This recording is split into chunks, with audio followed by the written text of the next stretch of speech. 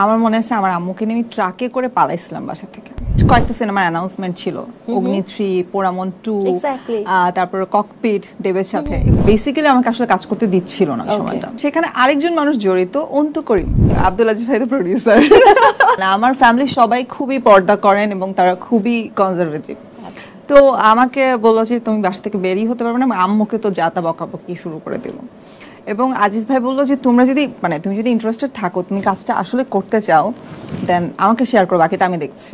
যখন সে এই কথাটা বললো রাত 12টা বাজে, আমার মনে আছে আমার আম্মুকে নিয়ে আমি ট্রাকে করে পালাইছিলাম বাসা থেকে, কারণ সাভার আমার বাড়ি এবং সেখান থেকে অ্যাভেলেবেল না বাস, বা তখন উবারটাও এত অ্যাভেলেবেল না, এটা প্রায় 2016-র ঘটনা বলছি আমি। তো তখন বাসটাও এত অ্যাভেলেবেল না, তো রাতের বেলা পালাতে কে সাহায্য করেছিল? আমি আম্মু বাসা থেকে জাস্ট বের হয়ে গেছি রাতের বেলা।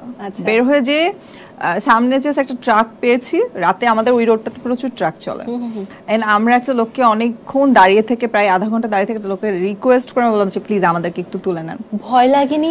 প্রচন্ড ভয় লেগেছে। এবং আমরা ভাইয়ার সাথে কমিউনিকেশনে ছিলাম, তো ভাইয়া আমাকে বলছে তুমি জাস্ট গাবতলী পর্যন্ত আসো, বাকিটা আমি দেখছি। এবং সেখানে আরেকজন মানুষ জড়িত, অন্তু করিম।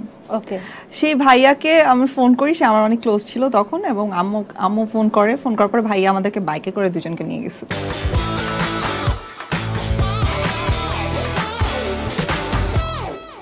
ওকে, সো এই ড্রামাটা, হ্যাঁ, এক বাইকে 3 জন, এবং খুব কষ্ট করে আমরা গাবতলীটা ক্রস করি, তারপরে আমাকে আজিজ ভাই পিক করে এবং আমাদের ফাইনালে একটা থাকার ঠিকঠাক ব্যবস্থা করে, এবং আমি 28 দিন শুটিং করি।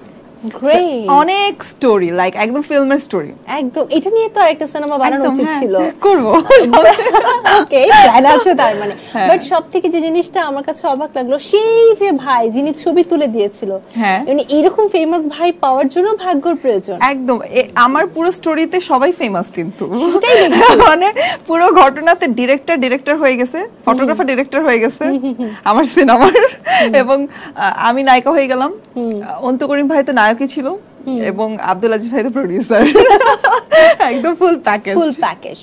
সো তোমার সিনেমা প্রথমেই বড় পরিসরের একটা সিনেমা, বেশ বড়। এই শুরুতে দেখা যাচ্ছে সবাই স্ট্রাগল করে, ছোট ছোট সিনেমাগুলো করে, কিন্তু জাজ মাল্টিমিডিয়া এবং বড় সিনেমা, এটা পাওয়ার পরে কেমন লেগেছে? বা কখনো স্ট্রাগলটা কি ফিল করেছো যে একটা স্ট্রাগল বলতে কিছু আছে?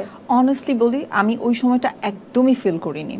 শুধু ওই সময়টা না, ওই সময়টার পরেও আমি এটা ফিল করিনি। এখনো না? এখন করি সেটা। এবং আমার সেকেন্ড জার্নিটা আমি রিয়েলাইজ করতে পেরেছি যে আসলে ইন্ডাস্ট্রিতে কাজ করতে গেলে অনেক স্ট্রাগল করতে হয়, অনেক শিখতে হয়, অনেক জানতে হয়, এবং আসলে আমার মনে হয় আমার সেকেন্ড জার্নিটাই আমার আসলে কাজের।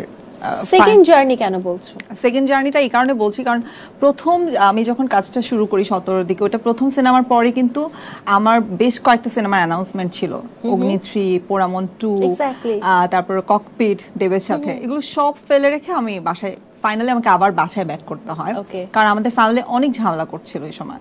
এবং আমি আমার আম্মু 28 দিন শুটিং করে বাসায় চলে যাই।